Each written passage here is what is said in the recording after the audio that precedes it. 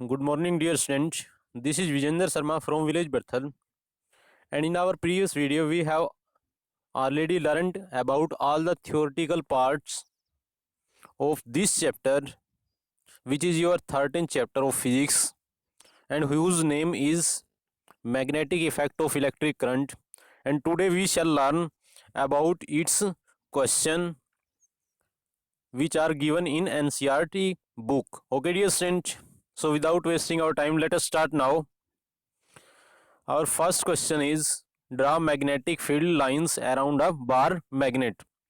जो हमारा पहला प्रश्न है उसमें आपको ड्रा करनी पड़ेगी मैग्नेटिक फील्ड लाइंस किसी बार मैग्नेट के चारों तरफ। ओके डियर स्टूडेंट, तो आप क्या करोगे, बीच में यहाँ मैग्नेट रखोगे, बार मैग्नेट, एक साइड में उसका नॉर्थ पोल, दूसरी साइड में साउथ पोल शो करोगे।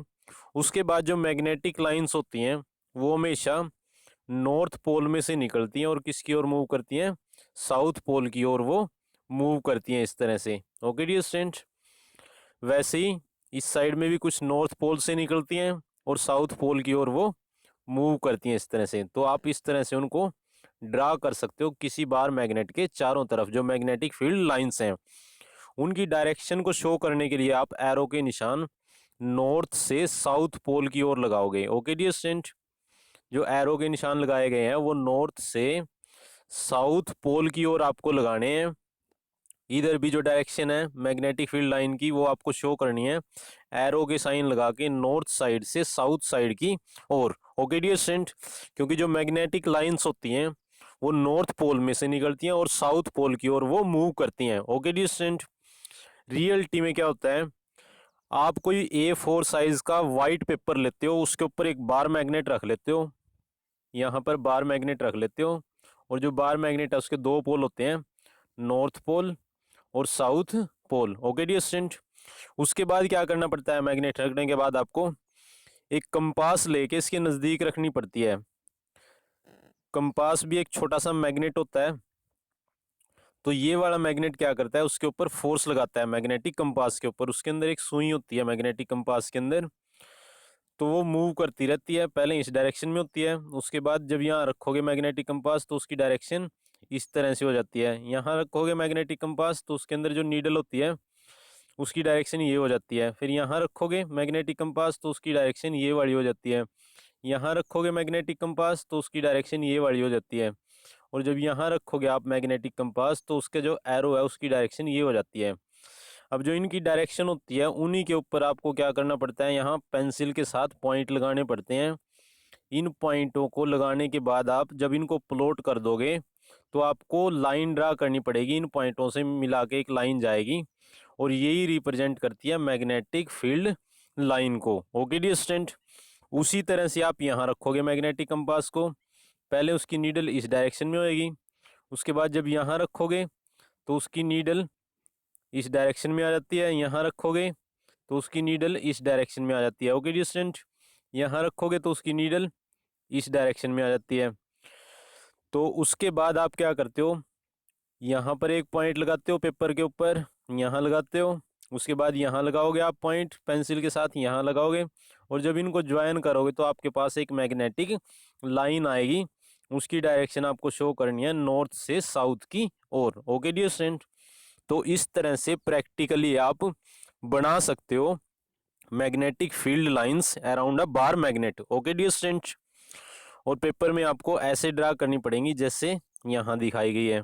ओके डियर स्टूडेंट, उसके बाद जो नेक्स्ट क्वेश्चन है एनसीईआरटी बुक का, उसमें आपसे क्या पूछा गया है, आपको प्रॉपर्टी बतानी है मैग्नेटिक लाइंस ऑफ फोर्स। जो मैग्नेटिक फील्ड लाइंस होती हैं उनकी लिस्ट बनानी है, जो उसकी प्रॉपर्टी होती हैं। List the properties of magnetic lines of force, आपको विशेषताएं बतानी है जो चुंबकीय रेखाएं होती हैं किसी बार मैग्नेट के चारों तरफ, उसकी जो प्रॉपर्टी होती है, उसकी विशेषताएं होती हैं वो बतानी है। तो फर्स्ट प्रॉपर्टी क्या होती है, magnetic field lines are parallel to each other in the uniform magnetic field. अगर आपके पास मैग्नेटिक फील्ड यूनिफॉर्म है उस टाइम आपके पास जो मैग्नेटिक फील्ड लाइंस होती हैं वो पैरेलल रहती हैं इस तरह से, फर्स्ट लाइन ये, दूसरी लाइन ये, थर्ड लाइन ये। ओके डियर स्टूडेंट्स, तो अगर आपके पास यूनिफॉर्म मैग्नेटिक फील्ड है उस टाइम मैग्नेटिक लाइंस एक दूसरे के पैरेलल रहती हैं। सेकंड विशेषता क्या है, सेकंड प्रॉपर्टी है मैग्नेटिक फील्ड लाइंस की, magnetic field lines do not cross each other. जो मैग्नेटिक फील्ड लाइन से बनाओगे आप तो वो एक दूसरे को कभी भी क्रॉस नहीं करेंगी, कट नहीं करेंगी। जैसा कि इस डायग्राम में देखिए आप, इसके अंदर काफ़ी सारी मैग्नेटिक फील्ड लाइंस हैं, वो एक दूसरे को कभी भी क्रॉस नहीं करती हैं, उनके बीच में गैप रहता है। ओके डियर स्टूडेंट, तो यही प्रॉपर्टी यहाँ बताई गई है सेकंड नंबर पे, magnetic field lines do not cross each other. Magnetic field lines एक दूसरे को कभी भी क्रॉस नहीं करती हैं। जैसे एक मैग्नेटिक लाइन ये गई और दूसरी मैग्नेटिक लाइन ऐसे नहीं जा सकती है, यहाँ पर ये एक दूसरे को क्रॉस नहीं करेंगी कभी भी। ओके डियर स्टूडेंट, उसके बाद जो थर्ड प्रॉपर्टी है मैग्नेटिक फील्ड लाइन की, थर्ड प्रॉपर्टी क्या है मैग्नेटिक फील्ड लाइन की, magnetic field lines always form a close loop. जो मैग्नेटिक फील्ड लाइंस होती हैं वो हमेशा क्लोज लूप बनाती हैं, क्लोज पाथ बनाती हैं। ओके डियर स्टूडेंट, जैसा कि इस डायग्राम में आपको बताया गया था ऊपर, यहाँ पर देखिए आप, जो मैग्नेटिक लाइन है वो सारी की सारी क्लोज लूप बनाती हैं। ओके डियर स्टूडेंट, एक ओवल शेप में पाथ होता है इनका, क्लोज पाथ, उसको फॉलो करती हैं। ओके डियर स्टूडेंट, उसके बाद जो नेक्स्ट प्रॉपर्टी है मैग्नेटिक फील्ड लाइंस की, आउटसाइड द मैग्नेट, मैग्नेट के बाहर magnetic field lines are directed from north pole to the south pole. चुंबक के बाहर ये हमेशा नॉर्थ पोल से चलती हैं और साउथ पोल की ओर मूव करती हैं ऑफ अ मैग्नेट, किसी भी मैग्नेट में, जैसा ऊपर डायग्राम में अभी आपको बताया था पिछले क्वेश्चन में। Whereas inside the magnet, जबकि मैग्नेट के अंदर वाली सतह में, अंदर उसके, they are directed from the south pole to the north pole of magnet. Magnet के अंदर ये हमेशा साउथ पोल से नॉर्थ पोल की ओर चलती हैं, लेकिन उसके बाहर, मैग्नेट के बाहर ये नॉर्थ पोल से साउथ पोल की ओर मूव करती हैं। ओके डियर स्टूडेंट, इस डायग्राम को देखिए, इसमें आपको शो करके दिखाई गई है यहाँ पर magnetic field lines.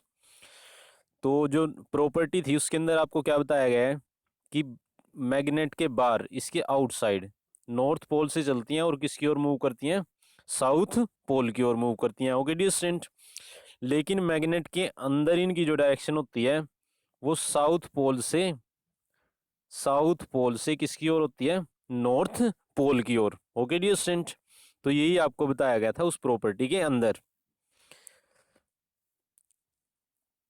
Outside the magnet, magnetic field lines are directed from north pole to the south pole of the magnet. चुंबक के बाहर ये नॉर्थ पोल से चलती हैं और साउथ पोल की ओर मूव करती हैं।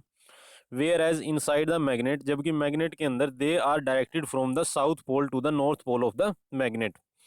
लेकिन चुंबक के अंदर ये साउथ पोल से किसकी ओर मूव करती हैं, नॉर्थ पोल की ओर मूव करती हैं किसी भी मैग्नेट के अंदर। ओके डियर स्टूडेंट, उसके बाद जो नेक्स्ट प्रॉपर्टी है, the relative strength of magnetic field depicted by the degree of closeness of the field lines.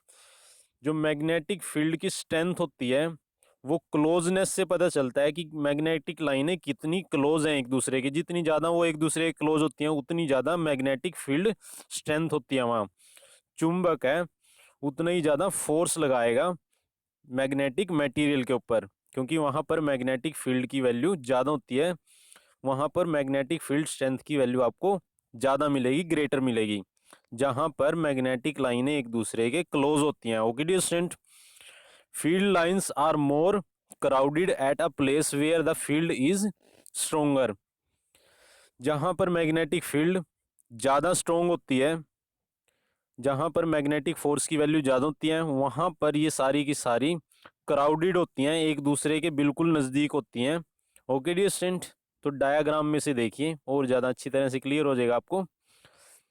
इस डायग्राम में देखिए यहाँ पर ये एक दूसरे के बिल्कुल क्लोज हैं, तो इसका मतलब यहाँ पर स्ट्रेंथ है जो मैग्नेटिक फील्ड की वो ज़्यादा है। यहाँ पर भी ये एक दूसरे के क्लोज हैं, क्राउडेड फॉर्म में है, इनकी बीड लगी हुई है यहाँ पर, तो इसलिए इस पॉइंट के ऊपर जहाँ नॉर्थ पोल होता है और साउथ पोल होता है उसके नज़दीक मैग्नेटिक फील्ड स्ट्रेंथ ज़्यादा होती है। ओके डियर स्टूडेंट, तो नेक्स्ट प्रॉपर्टी है जो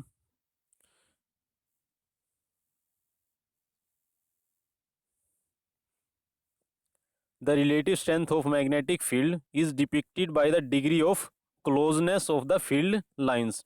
जो मैग्नेटिक फील्ड स्ट्रेंथ है उसकी वैल्यू आपको कैसे पता चलेगी? Field lines are more crowded, जहाँ पर ज़्यादा भीड़ होती है ये मैग्नेटिक फील्ड लाइंस, उस प्लेस पर मैग्नेटिक फील्ड क्या होती है? स्ट्रोंगर होती है दूसरे प्लेस के कंपैरिजन में। ओके डियर स्टूडेंट, उसके बाद जो नेक्स्ट क्वेश्चन है which is very important from examination point of view, उसके अंदर क्या पूछा गया है?